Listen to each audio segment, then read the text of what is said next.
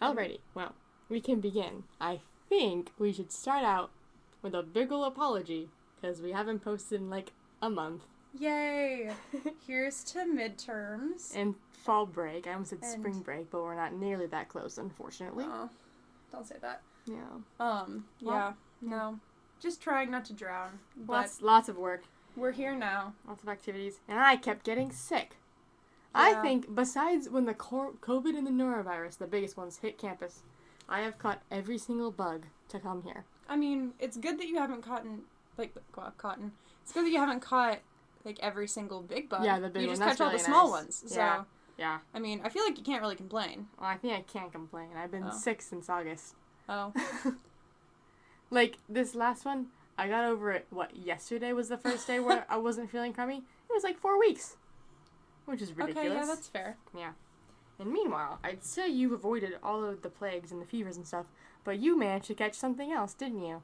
Yes. What did you catch? Oh dear. Good transition. I know, I was gonna say, like my segue? A segue? A segue?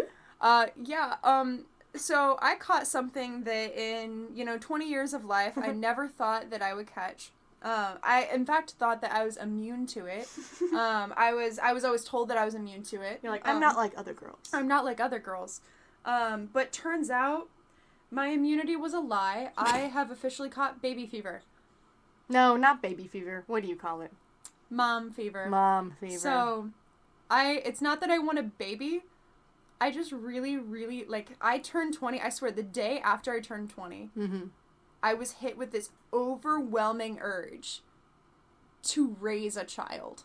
It wasn't to have a baby. It was to raise a child. What was it that I told you, the other night? It wasn't... It was like, I the don't... 4-year thing? Yeah, it was the 4-year thing. Obviously, I don't want to skip any of the important steps. But I would just love to already be, 4 years into a marriage with a kid.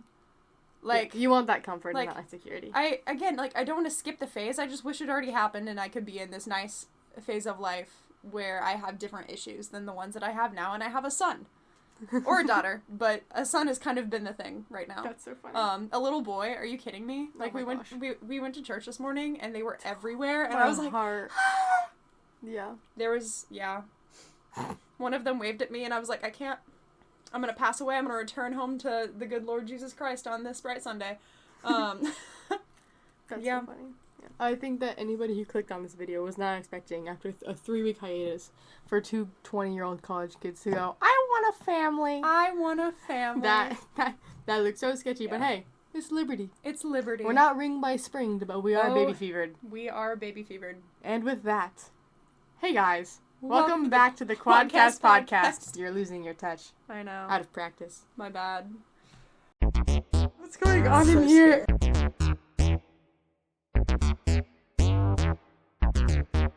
And they were roommates. Anyway. Alright. You said it, God, they were roommates. Alright. Anyways, I think back to Family Fever, because I think it's really funny that you bring it up, because I had you beat by a year. Yes, you did. You say it's to the day, and that's so funny, because it was to the day for me, too. And I think I've told this story. Yeah. And let's hope that the person I'm about to tell this story about isn't going to watch this. He probably won't, because he's kind of a little bit of an idiot. But, no shame for him. But... My 19th birthday, I was in Costa Rica. We were there to celebrate my grandparents' somethingth anniversary. Let's hope they don't watch this either, because I do not know what year it was. I have no clue. I should know, because it correlates with my mom's birthday, which makes it worse, but I don't. Anyways, we were down there because my grandma's Costa Rican. So we were down there to see family, see the sights, do all the things, and it just happened to correlate with my own birthday. So I got to spend my 19th birthday abroad. It was great and so much fun. Fancy. And so we had everything, the whole itinerary for the whole week was booked. My grandparents knew exactly what they wanted to do. But on my birthday, they're like, you get to decide where we go. I was like, great, I know exactly where I want to go, because years earlier for Girl Scouts. We went to Costa Rica, and we found this super duper cool spot. And you would think it's a tourist trap, but like not enough people know about it. So it's called La Playa Conchal. It means like the seashell beach or the shell beach. I'm pretty sure. And there's like no sand. It's all That's cool. seashells on the beaches, and they're not hard because they've been rolling around in the tide. Yeah. So they're all like rounded seashells, and it's so great to snorkel there. And Really cool. my little sister and I's favorite activity was just like laying like dead people and just going in and out with the tide and like the waves and just watching the seashells roll. It's That's so cool. mesmerizing.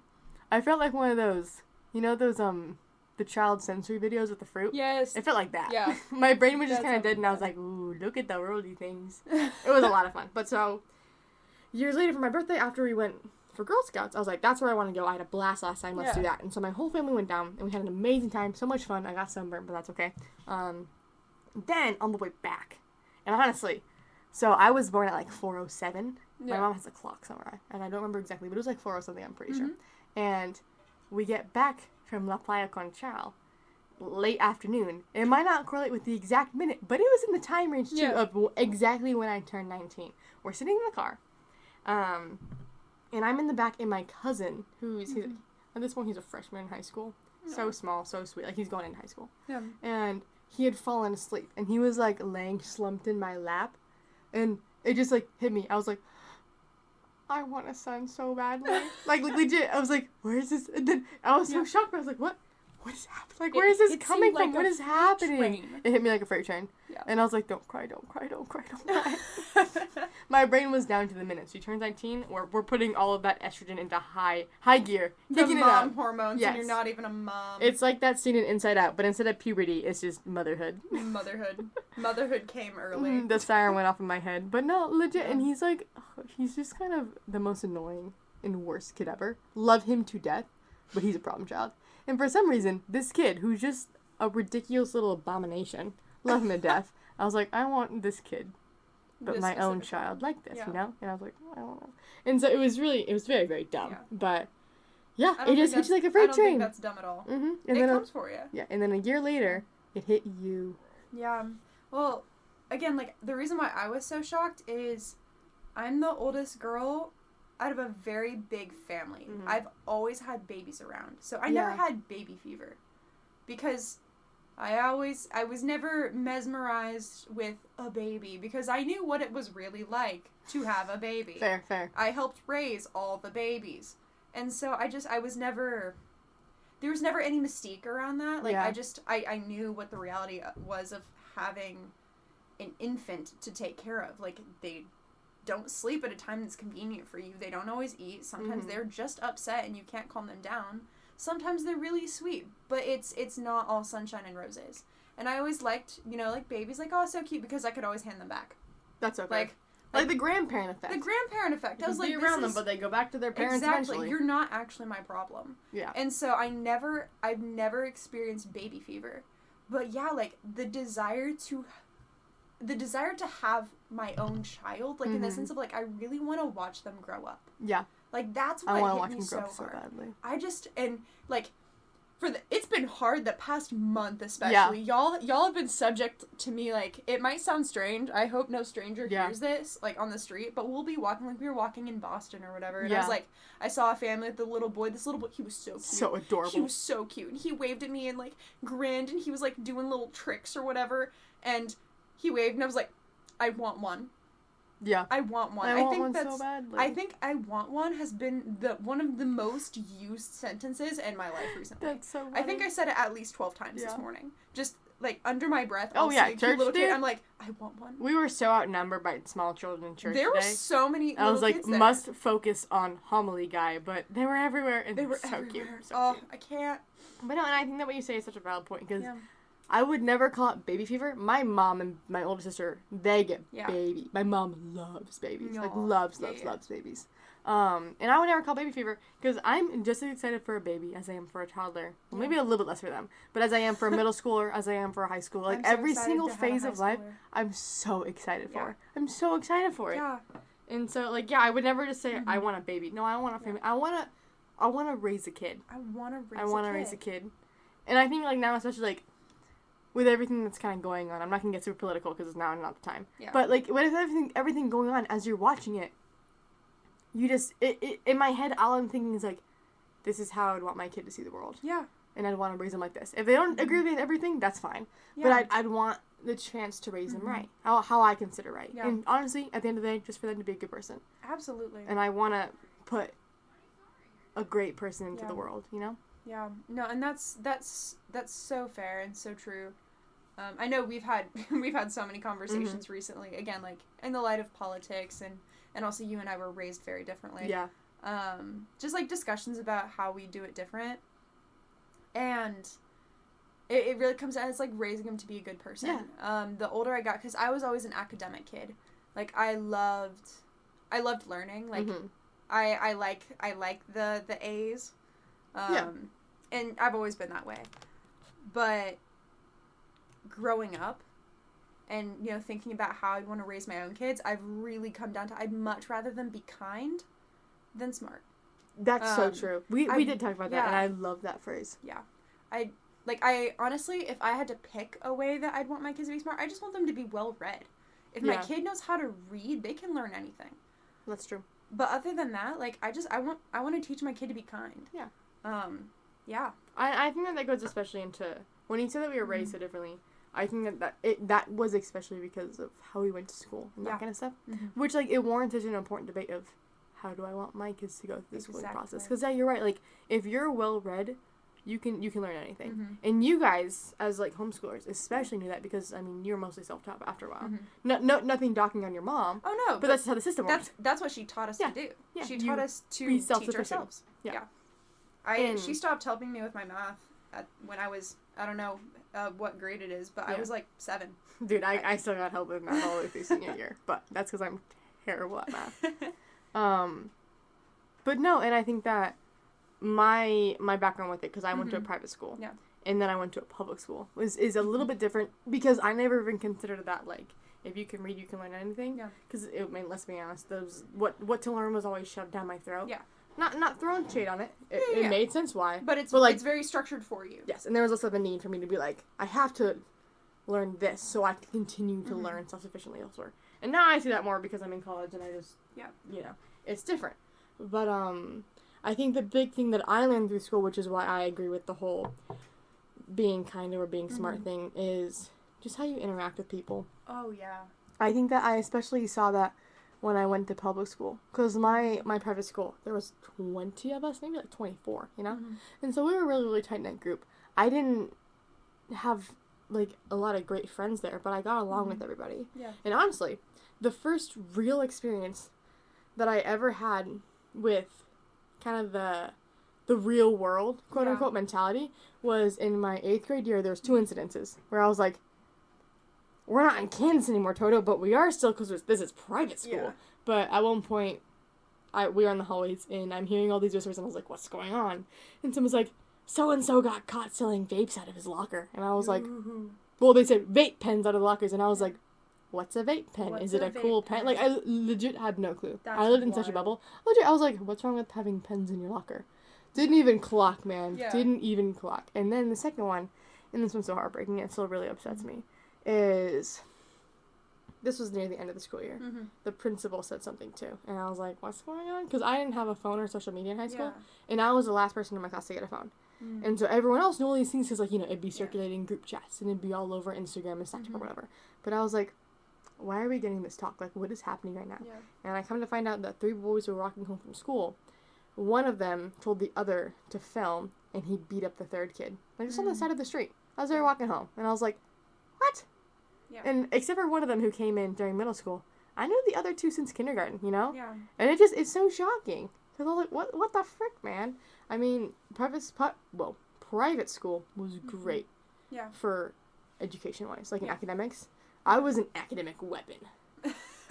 Call me an AK-47. The A stands for academic. But, like, I was on top of it, dude. And so when I went to public school, I was totally fair in that regard. Leagues ahead. Yes. Yeah. But the issue was I sheltered in such a bubble that things like that I experienced in private school, when I went to public school, it only amplified, like, 1,000,000%.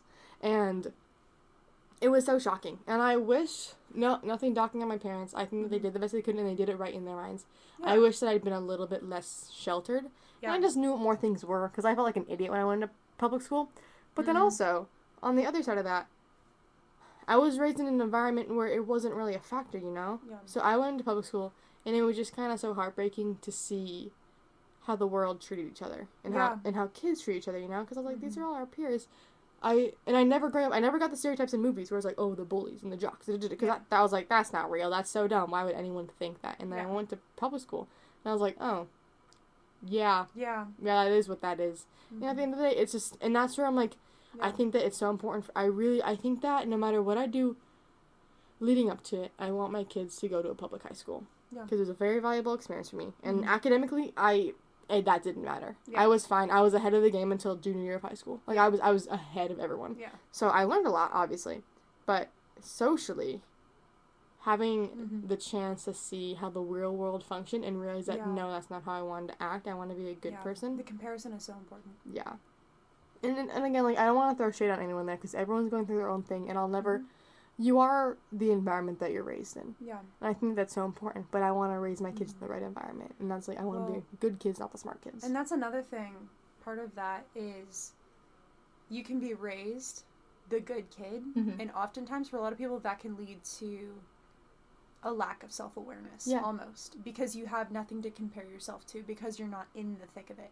Yeah. And the benefit of being put in those really difficult situations is it really teaches you what you don't want to become. That's fair. And I think that that's where you see, and no offense to you, but I think that that's where you see the homeschooler stereotypes. And it's not for everyone. Like, I would never have clocked you as a homeschool kid if you hadn't told me. Yeah. But there's people on this campus that I'm like, oh yeah, buddy. Well, there's he's such a sweetheart, but he was like, we were talking, Wendy and I were talking about someone else, and we were talking about public school versus private school versus homeschool, and he chimes in, and bless his heart, he was like, I think that at the end of the day, though, it's so important that your kids are getting raised right, and they're learning the right stuff, and I was like, that's so true. And he's like, and I also think the stereotypes are kind of dumb. Mind you, this kid is homeschooled, so he's like, I think the stereotypes are kind of dumb. I mean, would you ever say, like, off the top of your head that I'm a homeschool kid? And I go, yes. Yeah. Immediately. Like, yes, it's very clear. Very obvious. It's like, no offense to you, but yes, you're just not socially aware in the ways that I would consider important. Still a great person. Yeah. But there's a level of... something missing. There's something missing. Yeah. Now, and now I would like to establish, as somebody who was homeschooled all the way through, I never went to preschool, I never went to kindergarten, I never went to high school. My favorite joke is, if I get something wrong, I'm like, I'm sorry guys, I didn't go to school. I never went to school. What? I didn't learn this in class. But as somebody who's homeschooled all the way through, and I've, experienced all the different styles, my family really stuck with the classical education model. But I would say that there is a right and a wrong way to homeschool your kids. Yep. And we've all seen the wrong way. Yes. I struggle to be around them because I'm always reminded of, you're the reason why I can't proudly tell someone that I was educated at home. You're giving us a bad You're giving us a bad rap. Yeah. And so my family, my brothers and I, the way that we identify this really is there's homeschooler and there's homeschooled. Homeschoolers are the ones that have, like, the lack of social awareness. They're really, really sheltered. Maybe there's a good chance they weren't allowed to watch PG-rated movies until they were 13. Like, they don't know what any sort of drug is. They've never seen a person who looks other than, like, Sunday school button-ups. Yeah. They've never interacted with the world in an honest way. And they're gonna, step out into the real world in college and beyond and just be so lost. And they won't even know that they're lost. Because there's just such a lack of social awareness. And that's the hardest part, dude. I see them on campus and I'm like, gosh. Yeah. It's rough. Yeah. So those are homeschoolers. Homeschooled just means that you were educated at home. And your parents did you right, and you actually got socialized, and you dealt with things. Like, I've been working from the age of 12, technically. Yeah. Like, volunteering with stuff. I've had a job every single year since I was 14. 14. So, like, I worked for 6 straight years. And I did not work in, like, Christian environments. I worked in housekeeping and front office jobs and, like, restaurant work. Like, a rough crowd, especially in restaurants. like the customers are rough and the people you work with are rough. And that was the best form of socialization for me. And my mom always made sure that we were in sports and community groups and things like that beforehand. But for me, like, working was the biggest benefit of being homeschooled, just because my time was my own. And so that enabled me to learn in a different way that was just other than the public education system. And that's so fair. And so I wholeheartedly agree with your statement about, especially during high school years, and making sure your kids are exposed to the world. Because when you're in high school, you're about to kind of, like, you're not always going to be leaving the home, but, like, about to get scientific here. Those are actually the years leading up to, like, you have a lot of plasticity in your brain when you're really, really small. Yeah. That's why kids that experience trauma when they're 5, 6, 7 years old, it's much easier for them to bounce back than when it happens to you when you're older. And that's just because you're more of a sponge when you're a little kid. Yeah. And things come and go. But as you get older, your identity as an individual is really starting to cement. Yeah. And that's why you need to have a lot of experiences leading up to going out into the real world, like going to college, getting a job. Like, you need to not always be under the watchful eye of someone else. Yeah. Like, you should always have, like, that safe place to go back to, but by all means, like, be in an uncomfortable situation. Yeah. It does so much for you. Yeah, so you learn to cope with it. Because, I mean, high school years especially, you're not standing on your own 2 feet, but you're learning how to get the balance to do so. And so when you're a homebody at that rate, and you're never, and you have your little bubble, that bubble's great, but when you leave the bubble, it's very, very hard to adjust. Yeah. And I think that it's such a disservice to kids to have college be that first step to living on your own, you know? Yeah. And it's just, no hate on anyone who does it, but it's just, I can't fathom raising my kid that way, you know? No. And I think that there's a right choice for different kids. Yeah. I would say, I know a couple of my siblings who would probably say that, I think my older brother wished that he had gone to, like, some sort of more structured school for high school. I don't know if he still believes that, but he would talk about it. Yeah. And, I mean, he's in college now, and he's doing great. But it's one of those things where I'm very grateful that I didn't go to public school for my high school years, because, again, like, work experience was a big thing for me. That'd be nice. Like, I got a lot of work experience. It allowed me to afford to start my life. Yeah. And I feel like I got the same benefits that I would have received from a public school. But that was what I needed. And every kid is going to be different. Yeah. And obviously not every family has the capacity to do different things for their different kids. But it really comes to show that discernment is so important in deciding what your kids need.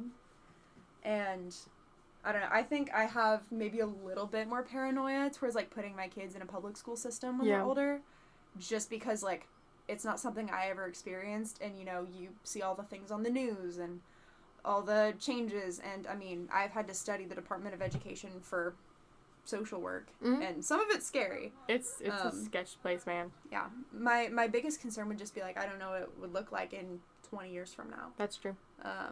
But, again, like, there's some kids where, even if I'm not a fan, if that is what's best for them, not gonna withhold it from them by any means. But yeah, that's my 2 cents. That's fair. And I think that having the ability and a flexible mind to realize that different kids need different things is so important. Yeah. And you're so right. Like, some parents, you can't do it. It's not even possible, and that's totally fair. But I mean, my little sister, she was taken out of private school. My older sister and I, we went all the way K through 8th grade there, and it was great for us. And we got so ahead, but it did not work for Ames. Like, my little sister, it just did not. And so my parents, they had the hard conversation, and they realized Ainsley's not going to thrive in that environment. Yeah. She's such a smart kid. But between the students and then the faculty and the teachers, she wasn't learning anything. They weren't teaching in a way that she understood. So we put her in a different type of school. And it worked great for her. And it was good for her, and she needed that. And now she's ready for high school. I'm so glad that she's in public school. Yeah. She was in a charter school. And so, like, that whole experience of everything that happened during that time really opened my eyes to all the different types of schooling and, like, options that there are, which is so valid, and it's so nice. And it just, like, opened the bigger door of, like, what would I do? Yeah, what do I want my what kids would in? you do? And I think that you're right. I think that for every kid is different. Mm-hmm. But as I think about, like, if I was going to make a general foundation, like, a blueprint of what I would do with my kids, I'm just not sure. Yeah. For me, I believe wholeheartedly that high school, a public high school, is personally where I want them to go. Yeah. And because, I mean, at that point, you learn a lot, but I think that's more foundational early on. Yeah. And I think that even if there is some sketchy stuff going on in high school, I think it's still worth it. Yeah. The big thing is, like, you have to be able to trust your kids to be their own person. Yes. And do that well. Yes. If you've raised them well, like, it's time to test, can they stand on their own 2 feet? And if they choose to go in a different way, then I would like them to. Yeah. Such is life. Well, and they'll figure it out. The benefit of doing that in high school is they're still under your roof. Yeah. If something goes seriously south, You're there. you're right there to catch them. Mm-hmm. It's not like if they go to school on the other side of the country and that's when they start experimenting with Yeah. things. Because, first of all, like, you have no idea what's going on, and if they get in trouble, maybe you don't have as much ability to help them. Mm-hmm. And you see that so often. My dad used to talk about, because there were stories in the news, where you'd have these kids who are super sheltered and, like, with helicopter parents. Yeah. They go to college and they just... Oh, they're right. trying all the things. They're going to all the parties. And they're, like, you know, screwing up their lives. They're failing all their classes because they're out drinking and stuff like that. And, I mean, no shame on doing those things. You do as you want. But, like, prioritizing, you know? Like, you can't just give up your life for that. Yeah. And so that's why I think, personally, public high school is so important. Yeah. Plus, you just learn so much. Like, I think that if I had gone all the way through a private high school, I would have had a much rougher transition to college. Yeah. But, no, like, before that, I'm not sure. You would have a very different outlook on life, too. Yeah. Just from all the stories that you've told me from your experiences in public school. Mm-hmm. Like, I can see, like, there's some very formative things. Yeah. Well, and I would have been a completely different person if I didn't go to public school. Because my parents, I wouldn't say forced, but they very strongly recommended that I do student council in high school. Yeah. And that was a game changer. If I didn't do that, I'd be a very, very different kid. Between that and my first job, I lifeguarded. Between those two things, it set me up on a completely different course of life. Like, I was forced to be the perky, like, happy, talkative kid for student council. I was forced to be... Heaven forbid. Yeah, and I was forced to be, like, the assertive, kind of authoritative figure for lifeguarding. And, you know, when you have to yell at adults for doing things as a 15-year-old, you kind of get a different perspective of life and how to interact with people around you. And so, between those two things, which wouldn't have happened, honestly, if I didn't go to public high school, it really shifted where I went in life and who I'd become. And I'm very, very glad for it. And so, like, that for me, that's a must, but I get why it's not for you. Yeah. Everything before that, though, I'm not sure, and it kind of stresses me out. Like, in full honesty, I love the idea of homeschooling, honestly, the most, because I saw this stat once. I don't know off the top of my head, and I probably never will. But it was a stat talking about how many hours parents get to see their kids versus teachers. Yes. And it's so heartbreaking. It's so heartbreaking. I saw that because, like, you know, they come home from school, 2 hours, 3 hours, and it's bedtime. Wake up, go back to school. And that's not counting if they have extracurriculars or homework. No, it's so, I hate that, and I don't want that for my kids. Yeah. But I think that I'd be a terrible homeschooler. I disagree. I'm not good enough at enough subjects to be, like, a proper model of teaching for them. If you listen to my mother, she would agree with you. Gee, thanks, Miss Wharton. How dare you? You know what I mean. Yeah. No, and I've always heard from my mom, because I've always asked her, crazy woman, how she did it. Yeah. Just because I have a very large family, and she took a very brave step in choosing to home educate us. I don't think I could ever do what she's done. Yeah. Just the sheer amount of patience. God bless that woman. But my mom hates English. Like, she hates writing. She's so bad at it. She also, she's such a numbers person. Yeah. And she, like, reading's not her strong suit. Sure. She actually always told me she reads better upside down. Like, when the book is weird. upside down. It's like a dyslexia thing. That's so strange, like, okay. Whenever, you know, like, if you're reading to a little kid and it's a picture book and you have it upside down on your lap so they can see the pictures, that was the easiest way for her to read. Interesting. And so, when it reached the point of, like, teaching us how to read, it was her least favorite thing to do in so many ways. And so, like, there were plenty of things like that, like science. Yep. Like, she struggled to figure out how to teach us science. And that was why it came down to the importance of teaching her kids how to teach themselves. That's fair. And it wasn't slacking on her part, but it was teaching us to be able to handle difficult topics. And she also had a small army of children. It'd be very hard to teach that army in an actual yeah. And again, like, she didn't have the time to personally teach all of us. Because we're all in different grades. None of us are twins. And so it's one of those things where you don't have to be an expert on every subject. Yeah. And a lot of curriculums already have things listed out. Like, you just have to read the lesson book. Mm-hmm. You have to be able to explain what is already being taught. Yeah. And, like, following the classical model, everything builds on itself. Okay. And so it made it very easy, in many ways, to deal with subjects that she didn't understand. Because, again, like, she had her strong suits, and she had other points that, to this day, still aren't her strong suit. Yeah. She likes to joke that she's been through elementary school 7 times. Yeah, it has. That's true. Yeah. And she still says that certain things just don't make sense. Yeah. Because it's just not her strong suit. And so I stand by that. You don't have to be, like, yes, I've met some crazy homeschool moms who have, like, PhDs. I knew this one mom, she had her master's or doctorate, and she used to be a professional fighter. That's wild. Like, and somehow she had, like, 6 kids.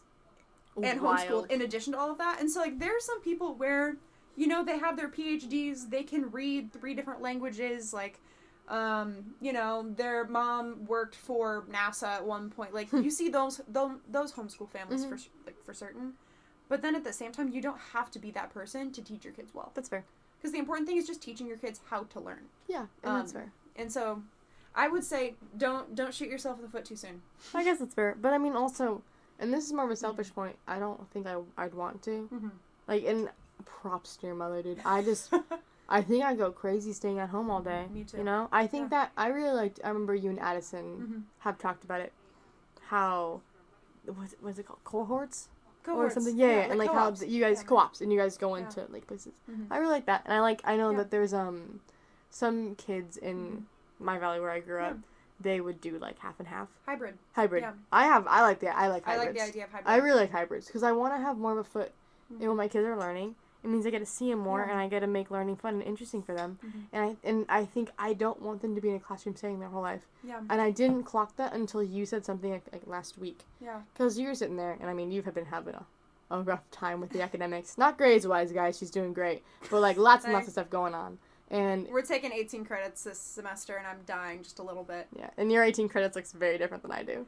You sit there just jamming away, and I'm like, I don't know, I'm not doing anything. Because mine's all physical stuff that I can't do if I'm not in class, you know? Yeah. You can't really analyze corpses and blood splatters at home. Mm-hmm. That's usually not allowed. I would hope not. Yeah. Though I will say, spin off, tangent story. Not really has to do anything, but I feel like I have to tell it. Yeah, go for it. I with my internship this summer, where I worked with forensic evidence, a part of it, like, with the whole decaying process. Mm-hmm. I had this workbook, and it talked about, like, the stages of decay. And I was waiting. I had to pick Ainsley up from somewhere. Yeah. My little sister. And so I'm in the library, and I was like, I'll just do my bookwork now. I open the bookwork, first thing I see, dead guy's face. And I slam the laptop so fast. Because, like, I can't be showing that in public. And I was like, I will not be doing my homework. I will not be doing my homework right now. Yeah, you don't have very palatable homework. Yeah. But anyways, tangent over. And you had mentioned something, and you were talking about how much you dislike learning in a classroom environment. Mm-hmm. And I hadn't really clocked that until you said it, because I've been in a classroom environment my entire life. But I think that, because, I mean, it drives you nuts now. Mm-hmm. And I think that's why I can't retain information anymore. I can't physically read textbooks. I was trying to read my World War II textbook all day today. I'm so interested in the topic, but I physically cannot get my brain, I could be so energized, I sit down to read it, and I fall asleep every single time. Yeah. Like, my brain goes on strike, and I think that it's because I've become so just desensitized and just done. Yeah. With the classroom process. And I think it's been a grind your entire life. Exactly. And I think that's what you're saying. Mm-hmm. But for me, it's like, times what? 15 now? Yeah. How many years? Insane. Too many years. 12, 13. Yeah, 15 years. Classroom. I'm going insane. I'm going crazy, and I've only had to deal with the classroom setting for a year and a half now. Exactly, and I don't want my kids to grow tired of learning. Yeah. And I never did until halfway through high school. And I think that it was like, I was such an academic kid. Academic weapon, like I said. But, AK. But now, no. I want to be in the workforce so badly Yeah. because the idea of stomaching another year of being in the classroom lecture setting makes me want to jump off the Liberty Freedom Tower. High dive. Yes, nosedive, straight down. Meow. Maybe a flip along the way, but Jazz hands on the way down. it'd be so epic. but no, and so I think that's so spot on, and I don't want my kids to ever get a bad relationship with learning because you should want to learn your entire life, and I used to be that, and I feel like I'm hoping that when I graduate, I'll have time to reacquaint myself with being happy with learning and come back in a good place. Yeah. But until then, get me out of this nut house. Exactly. No, and honestly, like, I grew up hearing all the jokes, like, oh, like, you're homeschooled, like, oh, I bet you get to wear your pajamas all day. No, my mom did not let us do that. We also did not get snow days or sick days. That just means that you have more time to do your homework, which means that you can have a longer weekend later. To be fair, though, I never had... My last snow day was 2nd grade. Oof. Yeah, and it was only a snow day, and I was in Colorado, Let's so be it fair, gets cold. you're in Colorado. But it was only a snow day because it froze the pipes, and the pipes blew up in the school and flooded it. Like Sam's Club. Yes, it was... Our Sam's, like, flooded as we were going the other day. I was very upset. I really wanted eggs. But anyways, yeah. And so, it was not a snow day. It was a... I guess we can't let our kids be walking around with wet shoes all day. Yeah. It was senior year? Yeah. Junior year. Dude. Huge blizzard. Black ice the entire interstate. 75. Absolutely not. And they're like, you have 1 extra hour to get here. I drove to school. Every mile marker was a car skid off the road. And I was like, great. Thank you, School District 51. I am throwing shade there. I was pissed. All right, School District 51. But no, yeah, so it's... I'm glad that... I think that having standards when you homeschool is so important. Yeah. And again, it's like, props to your mom. Like, that's wild. And I keep saying that, but on the flip side... Props to my mother. I understand fully why she didn't help. I wouldn't want to be stuck with me, Bella, and Ainsley for 24 hours, 24/7, whatever it is. Yeah. And so, yeah. And like I said, I would never, I never judge anyone for not doing that. Oh, no. Props to the people who not. do, but mad respect for the people who don't. Well, and again, like, homeschooling, I'll stand by this. It's not the right choice for everybody. I think that it should be more widespread than it is. Because I think that there are a lot of people that are slipping through the cracks academically. Like, what is it? I saw a recent statistic. The average graduating senior is reading at a 5th grade level. It's insane. It's insane. And that's just because people just get passed on in the system. It's not personalized to them. Yes, because they can't keep them forever. They can't. My aunt, she's worked in school districts forever. And I was talking to her about that. And I was like, how do you feel about this? And she was like, it's just so hard because I think it's such a disservice to the kids. But at the end of the day, you can't hold them back 3 years. Yeah. You gotta keep... It's a machine. You gotta keep moving them along. Yeah. And I understand that. But... That's why I want my kids to be reading at the proper level before going into high school. Exactly. So yeah, I'm not sure what I'll do yet. It's still obvious. I mean, I'm glad I don't really know. It's not like I'm planning out my whole life just yet. I am still in college, unfortunately. Yeah. But I think that's important to talk about and consider because you have so many options, which is really really cool. It's just also a little bit stressful. Yeah. No, and it's hard to like making any sort of decisions because we have no clue what the world's going to look like in 1 year from now. Yeah, exactly. It just keeps changing. It just keeps changing, especially now. Just the world is in such a volatile state. You just never know what's going to flip on its head. Yeah, and you really got to roll with the punches. And I think that honestly, I just want to ask real quick. Do you think that if your dad either wasn't in the military or / wasn't moving around a whole bunch that you guys still would have been homeschooled? Or were you guys homeschooled because, like, you guys are moving? And moving school districts is a pain. So, I know why. My family chose to homeschool.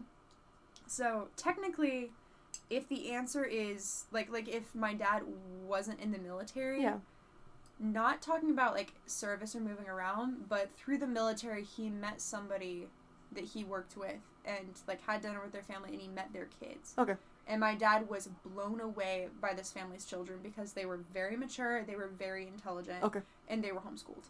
Gotcha. And so my dad started, because my dad is a research kind of guy, he started doing his own research, and he found a bunch of statistics about the academic difference between kids that are homeschooled and kids that go to the public school. Because my dad grew up in the public school, my mom grew up in the public school. And, like, my dad was a high school jock over there, kind of thing. What did he play?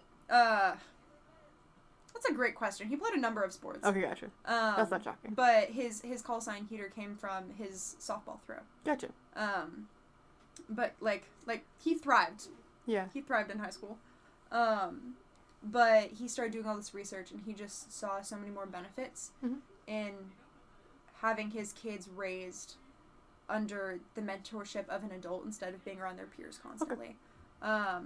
Not that being around your peers is bad, but a big thing about like the public education system is that the majority of time kids are spending not under one specific teacher, but they're between a bunch of different adults. True. And so they're moving with their classmates.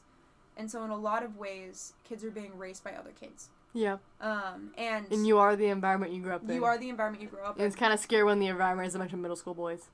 It's just slightly terrifying. Which is why that could be great in like a high school setting because you've already have an established grounds to work off of. But for those really early developmental years, it's so important to have kids being raised by adults. Mm-hmm. I knew how to have a conversation with a grown-up from as far back as I can remember because I was raised around my siblings and other kids. Like, I always was doing extracurriculars, but I was being raised by my parents day in and day out. And so my dad really saw the value in that, and he knew he wanted that. And, I mean, there's a bunch of other statistics behind it as well. Yeah. And I will cut in there just briefly, because I think that I have to say it. I also think that it depends on the parents, because I would say, probably not at your level, but I would say that I was at a similar level at such and such ages. And that's because my parents really, really valued that. Yeah. And so I think that even in public or private school, even in a setting where you're in a classroom instead of at home, if your parents are doing it right, you're getting that anyways. Yeah. But I get what you're saying about... On average. That extra step. Working on average. Average, that, and I think that average comes from... we're just so lucky that we come from families who not only prioritize that, but are able to prioritize it. Yeah. Because I think a lot of it, you just see, there's just no way. There's just no way. There's no time. Yeah, and and you can't, it makes perfect sense, and it's so heartbreaking, but no, not every parent can do that, and that's perfectly valid, and that's okay. But I'm very, very fortunate, and I feel very blessed that I had parents who, even without homeschooling, knew the importance of raising a kid right, and raising them in that way. The importance of street smarts. Yes, all three of us ended up on the right side of the fence in that regard. No, your parents did a good job, especially balancing all the things that they had to do. Yeah. But yeah, so to answer your original question, technically, my dad met this family through the military, but even if he wasn't in active duty, even if we weren't moving around all the time, we still lived in homeschool. Okay, because I thought that I would ask because, I mean, we had kids in and out of our district my entire time, so, like, you'd see kids coming in and out, and I always felt so bad because it's so hard moving school districts. It's so difficult, and it's such a process, and the idea of, like, always coming up into a new community and having to adapt to it, it was so difficult, and I was always the kid who'd, like, welcome them in. Yeah. That was, like, my job, and I'd always get salty, because I'd be, like, the first person these kids met, and then, in a couple months, they get their own friend group, and 9 out of 10 times, they just ignore me after that. I was like, rude. Well, as the kid that grew up moving around all the time, I appreciate your service. Thank you. Because those people did matter. Yeah. Yeah, no, I totally got it. Like, of course, like, you find people, and I'm so thankful for that. But in middle school, I was like, okay, I guess we're just... I don't have any friends. But it was fine. Yeah. But no, and I think that raises a whole other point about moving, because you and I have complete opposite. Polar opposite. And not only, and I think that you could say similar things about schooling, like opposite, like, foundations for what we grew up in, but we agree for the most part on that, and I think that we really disagree on moving. Yes. Yeah. Not like a angry disagree, just to preface. But again, like, it's a difference of experience. And I want to start off by saying, like, I see the value in both sides so much. For sure. It just kind of comes down to, like, what we've both experienced. Yeah. So, I guess to start off with, like, what I'm used to. Obviously, I come from a military family. I think doing the math, oh gosh, this is, if I count my dorm, let's see, there's First House, Kansas, Hampton, 1, 5, 6, 7, 8, 9, 10, 11. Man, we are such an entertaining podcast. You guys get to listen to Hannah count for the next 20 seconds. I think if I count the dorms, Mm-hmm. this is like my 13th house. Holy crap. Like, and some of those like houses in there is like times that we didn't have a house, we were staying with other people, Mm-hmm. or like we were living in an RV at one point. And like moving within states and then moving out of state. Yeah. But I think that this dorm will count as my like 13th home. Dang. And you know, that's I'm 20 now, so that's more than one move per 2 years. Yeah. And so yeah, I've been on the go. I'm not gonna count again. But I think because of that, I've seen probably 30 states. Nice. Rough estimate. I've not sat down to actually count them all out. But you know, like I've always been on the go. The majority of my memories, which I was actually talking about in a class the other day, because we were talking about just like history, social work things. Yeah. Gushy. But a lot of my memories took place in a car. Yeah. Because we never flew anywhere. That tracks. First of all, it's expensive. And I have a big family. 7 people. 7 kids. Yeah. 7 kids. Well, 2 of them came after we That's stopped with the military. 7 people. We have moved twice since those 2 came along, Mm-hmm. but well, twice since Isaac, none since Emma. She's Yeah. always been in the same house. Lucky girl. But like we would drive everywhere, Yeah. and so that meant every year and a half we were packing up, and it was us and the moving truck carting our way across the country. Yeah. And so I have a lot of memories with my siblings just in the car entertaining Sure. ourselves. And so that was always my perspective, and that's shaped the way I perceive things a lot. I don't identify with any one location. That's fair. Yeah. Like, home is wherever my family's located. Like, my family's currently in Colorado, but if they packed up and left, I would have no reason to go back to Colorado. Well, home would be wherever my family moved Yeah. to. And so I don't have, like, a single place that I identify with.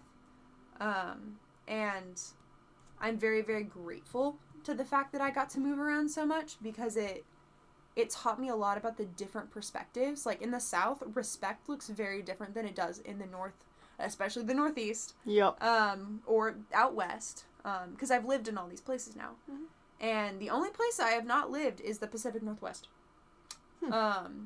Or, like, the deep Southwest, like Arizona or California. Have you lived in any of the Pacific West? No. Okay, I was like, because the Pacific North, the Yeah. Pacific Southwest is also just California. I've visited the Pacific. Gotcha. Like Pacific West. But I've never lived. Mhm. I've never, like, lived on the far West Coast. Yeah. I've lived in the West, Mhm. but yeah, like, I've lived in the West, lived in the Midwest, lived in the South, lived in the East Coast. Like, Yep. I've done all the things. But like, respect looks different. Culture looks really different. And so it taught me really how to, like, assimilate to different places. Sure. And so I'm very, very grateful for that skill and ability. It also taught me how to make connections with people very fast. Mhm. And also how to let go of connections very fast. Which sounds like a healthy thing. Sometimes it is not a healthy thing. Yeah. But yeah. Yeah. And so there's a lot of benefits and also a lot of harms that I've seen just come about from that lifestyle. Sure. I'd never say that I regret it, though. Okay. Yeah. So Cool. that's my side of things. All What right. about you? Well, to follow that, I was born in Denver, moved out, lived in the same place till I was 18. a much shorter set of conditions and such. Yeah. Yeah. Yeah. I think that you mentioned assimilation and how important that was, and I totally agree. For me, though, I was interested that you brought that up. Because for me, I have the same process, but for a different reason. So when I moved to Boston, because I lived in the same town until I was 18. Then I spent a year in Boston, and then I transferred to Virginia. So now I've lived in the actual Midwest, because Colorado is geographically Midwest, and no one can convince me otherwise. I don't understand why the Midwest is actually the Mideast. It should be the Mideast. It's so annoying. Let's Oh, be we're from the honest Midwest. Oh, really? Oh, really? Oh, no. You're from right outside what of the East the Coast. Mississippi? It's You're so on annoying. what side of the Mississippi? Exactly. So I've lived in the actual Midwest. and shame. the Northeast, and now the North Mid. No. the Mideast. The North Mideast. the Mid-Atlantic East. Virginia. Yeah. The Mason-Dixon line. We'll go with that. And so I guess I have 3 little experiences. And one thing that really hit me in Boston was assimilation. Yeah. And not because I didn't move around, obviously. Mm-hmm. But I remember vividly, dude, I had called and texted both of my parents, and I was Yeah. like, thank you so much for raising me the way you did. Yeah. And for me, assimilation, it wasn't about moving around. Mm-hmm. It was about the places that you lived. Whether you moved around or whether you didn't. Mm. Because I learned, coming from a small town, even though my town is bigger now, Yes. but I grew up in the small town version. Mhm. Ainsley grew up in the big town version because it grew with us. Yeah. But so I consider, Bella and I both say, we are small town kids because Yeah. we were. And it just grew around us after that. But coming from a small town and going to live in the big city Mm-hmm. is much easier than going from the big city to live in a Yes. small rural Yes, it is. town. And so I was like, I mean, did I know everything? No. Did I get lost on the subway? Yes. Did I almost get mugged? Maybe. Maybe, perhaps. Hopefully Dad does. Soft yes. Hopefully Dad doesn't listen to this podcast episode. But anyways, like I didn't know everything, but I was able to roll with the punches and, Yeah. and get there. And then Street smart. versus I know people who have gone from like New York and stuff and gone out to like more rural environments and they really, really struggle. So when you I don't know what to do with yourself. yeah, when I called my parents, I was like, "Thank you so much for choosing to prioritize that." And I don't mean like urban. No, Yeah. Wait, is urban after rural? No, it's the opposite. Whatever. I don't mean like living on a farm in the middle Yeah. of nowhere. Yeah. But we lived Oklahoma. on the outskirts of town. Mm-hmm. We had our own property Mm-hmm. that was away from people, but we also had the ability to go into Yeah. town and see things. And You I got think both that's the best experiences. way to do it. I wouldn't move further out because you get that isolation. That Yeah. makes it hard to assimilate. Isolation is a big Yes. challenge. But then if you're in the very core, assimilation is equally as hard because you have no semblance of isolation. Yeah. And It's too much. yeah, and so I got my assimilation from that. Yeah. But I think that regardless of that, your general statement about moving around and being so important, I get it. I really, really do. Yeah. I still disagree with it, and I think it's interesting because Mm-hmm. looking at it from the viewpoint of the military, I think that you are a military kid. I was raised by a military kid. And so one thing that Mom really, really stressed as a Navy brat is she was like, I want you guys to have a place. Because she never had Yeah. a place. And so for her, and obviously she and you had very different experiences because you're Yes. like, my kids don't get a place. I'm joking. Yeah. But you're like, I want my kids to move around. And Mom was like, no, I want them to be in one place so they have that opportunity. And Yeah. that room to grow, you know? Yeah. And like 1 move, 2 moves, that's fine. I get that. But like I wouldn't want to Every be year and a half. exactly. That's so hard. Yeah. And I think that I don't want to say it's detrimental on kids because that's insulting you. Because I don't think obviously it's not Oh, no, you can because go you're ahead and still say it. here. But I think for some kids it would be detrimental. You know, like yeah, for sure. like moving houses. We moved 3 houses. Though I was a baby for the first one, so that one doesn't count. But I remember moving from Panorama to where we are now on Broadway. It was a big deal, man. And we lived with some family and friends for a couple months, and it was huge that move. It was a little bit stressful and it was kind of cool. But for the most part, we always stayed in the same town Yeah. because Mom and Dad both really, really wanted that for us, like that Yeah. that semblance of a foundation. And I mean, now I joke about that small town, the curse, Yeah. because everyone knows You can't everyone. escape. Yeah, you can't escape. Everyone knows everyone. And I'm like, I don't really want to go back, you know? Yeah. On principle, I won't live there Yeah. again. But I would never say I regretted growing up there. Yeah. Because,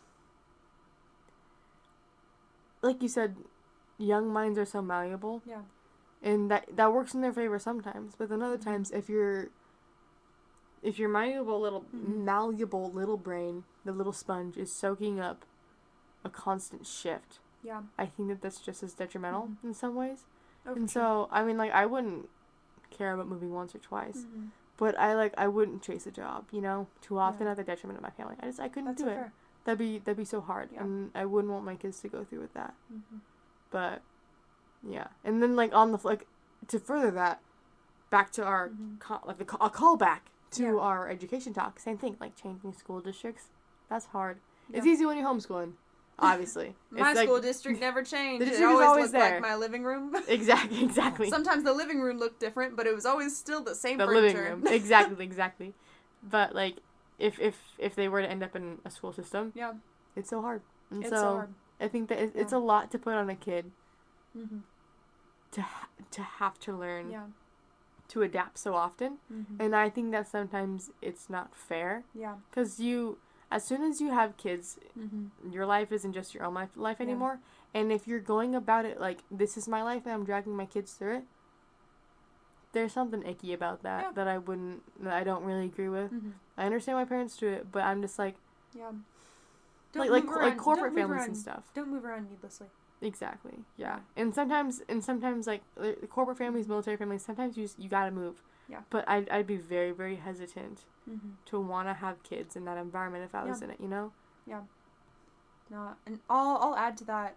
I'll never not say that moving. Like, wait, no, I lost it. Moving's hard. Yes. I'll never Yes. say that it's not. Mm-hmm. I think it was a lot easier when I was younger. Sure. Like I remember, the first move that I really, really remember was when we moved from Hampton, Virginia to Bossier, Louisiana. And in Hampton, we were best friends with our neighbors. Mm-hmm. They had a girl who was my age.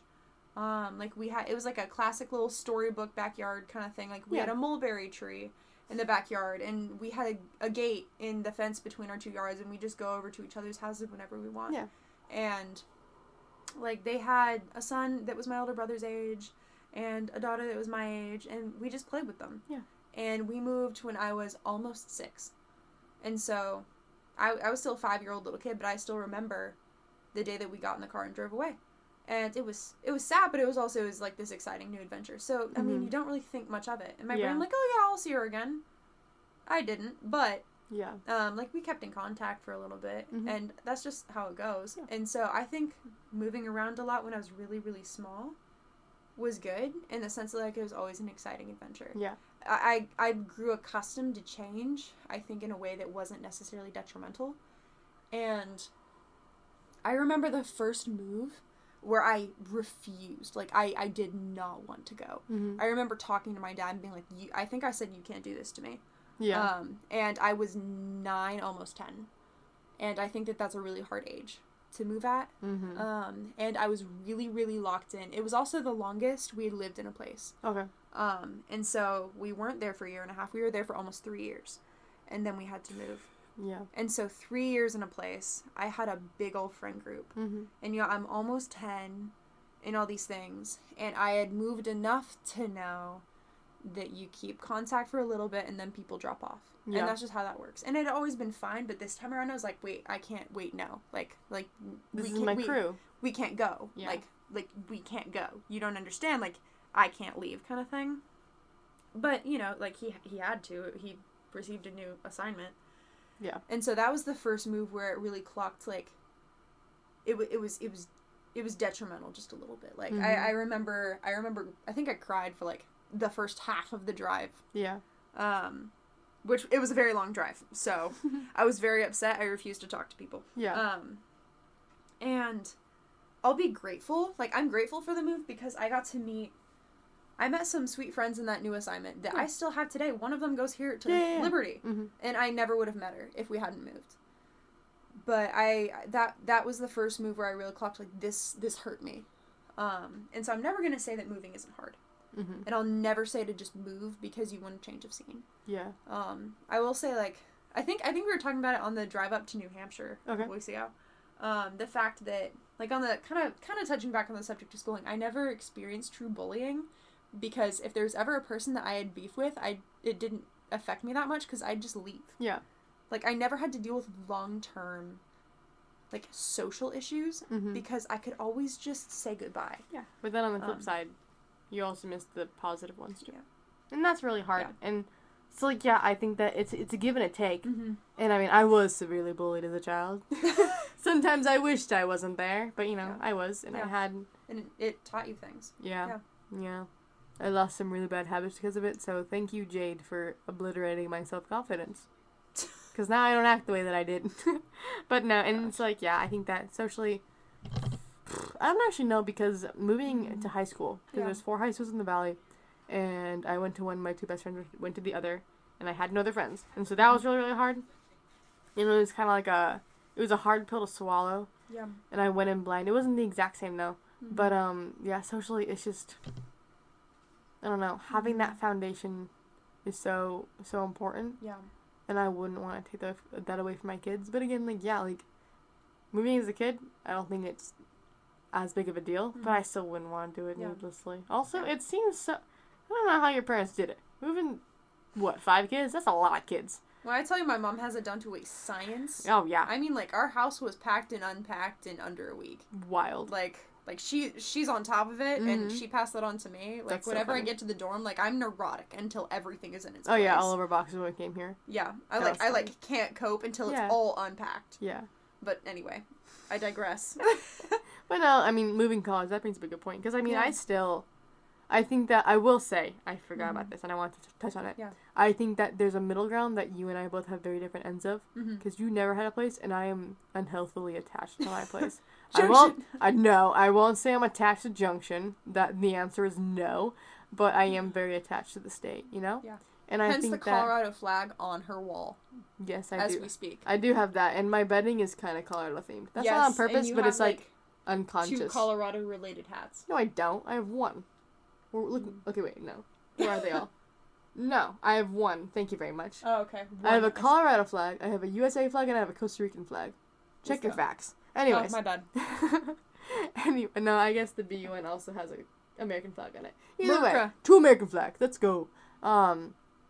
What was I saying? Oh yeah. You're attached to a place unhealthily. Yeah. It's and I mean, I never really clock it. I am very proud of my state. Yes, you are. I like my state pride. Yes, you do. But I mean, every single time that I left to come to college, I cry every single time. Yeah. Like leaving, it's just, it's fine, because it's a big deal, Yeah. and it makes me kind of sad. Poor Wendy, dude. When we were coming to pick you up before traveling cross Yeah. country, I think I cried 3 times on that 4-hour You trip. got it all out before I had to get in the car. Oh yeah. She was a little confused, but it's fine. Yeah. But no, so I always try because I have this attachment, and I love my house, and the idea, I mean, like, I'm not going back. And I think that I really clocked it this week, Yeah.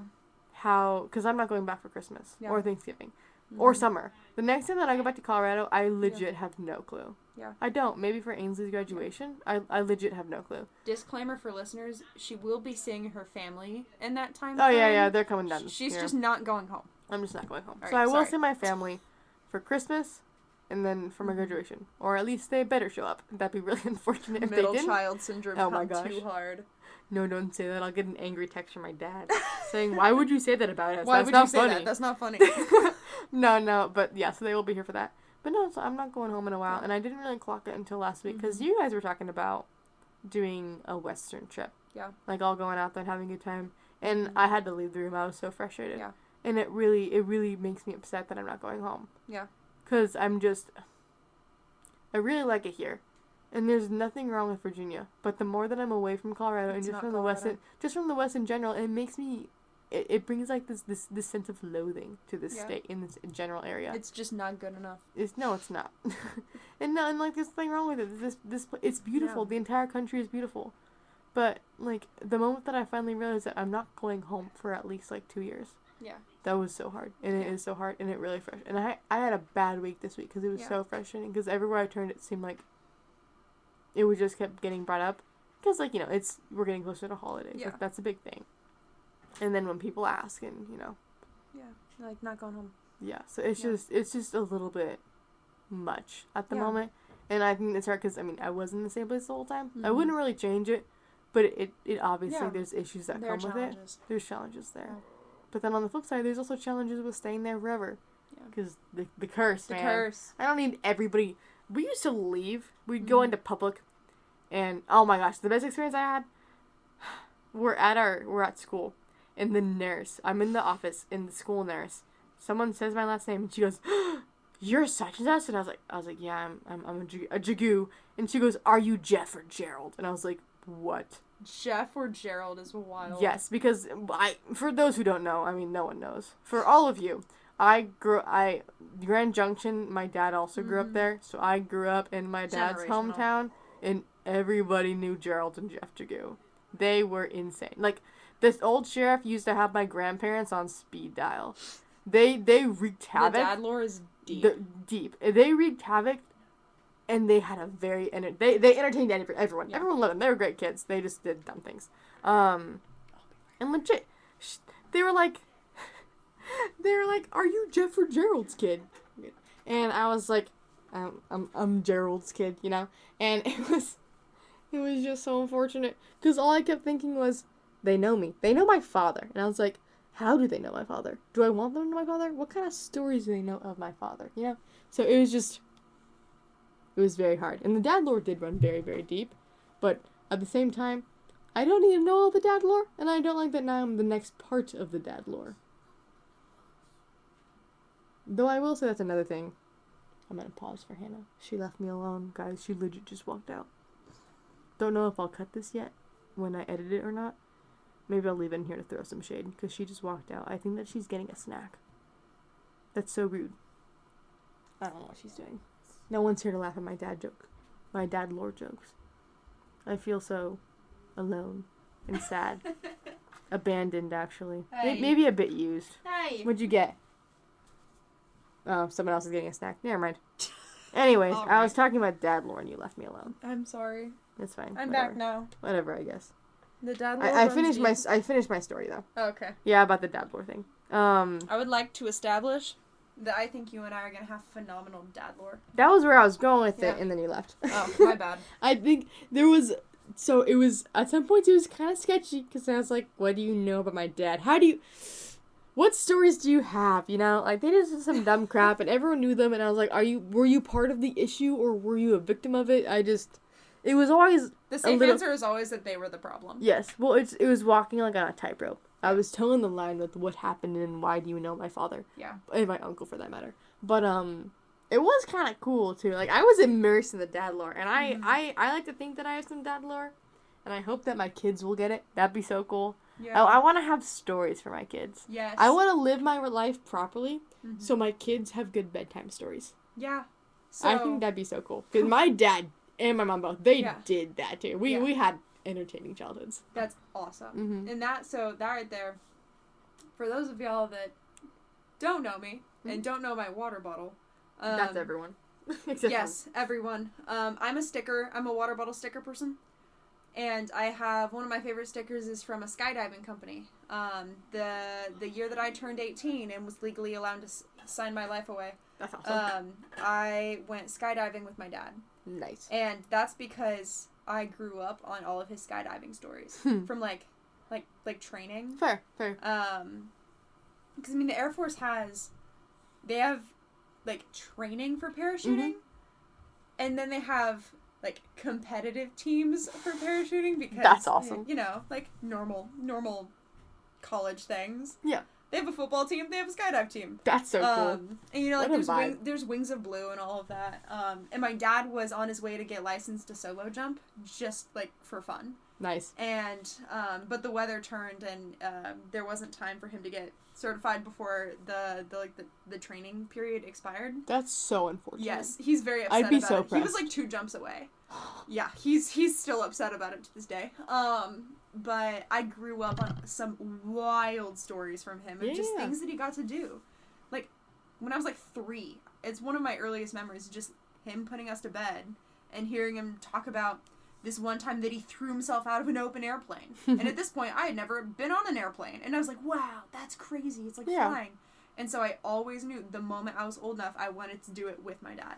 That's so And fair. so that was honestly one of my most special memories to this day, is just like getting to jump out of a plane with my dad. And That's so cool. he was having a blast. Oh, I bet. I was also having a blast, but in a more terrified sense. 10 out of 10 would do it again. That's so fair. But it all, like, I wouldn't have done it if it wasn't with my dad. That's what made it so special. And so and that all wraps right back around to just the family thing, is like having a relationship with your kids.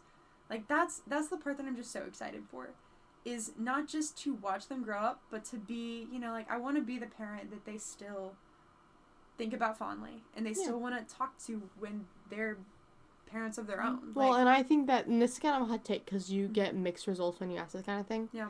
But, like, I really want to be my kid's friend. Not when I'm raising them. I want to be their mom first. But, like, high school, my mom and I were besties during high school, and I love it. I would never say that I'd want to be best friends with my kid when they're little, because they need that different sort of subject. But I really look forward to, hopefully I raise them in a way that they still like me. But I really look forward to, like, being their friend, you know? I think that's such a cool concept. And so, I'm really excited for it. Yeah. It'd be so cool. When I was working during high school, one of the most thought things that I ever had was just, I can't wait to tell mom. Yeah. Like, weird stuff would happen at work, and before telling friends, before telling my brothers, I couldn't wait to sit on the kitchen counter and tell my mom. Yeah. And there's something really, really There's special something about so that. special about that, and I love it. We are many, many years away from that. Yeah. That's so sad. No. But it'll come, Lord willing. Eventually. Just have to find a man who's not a child. Yeah, we're missing such himself. an important a component to the equation. Oh gosh. But no, yeah, I think that at the end of the day, yeah, I want to live a good life, Yeah. but I'm really looking forward to when I get Yeah. to that phase. there's something really special about looking forward to a life that's not just focused on you. Yeah. But, yeah.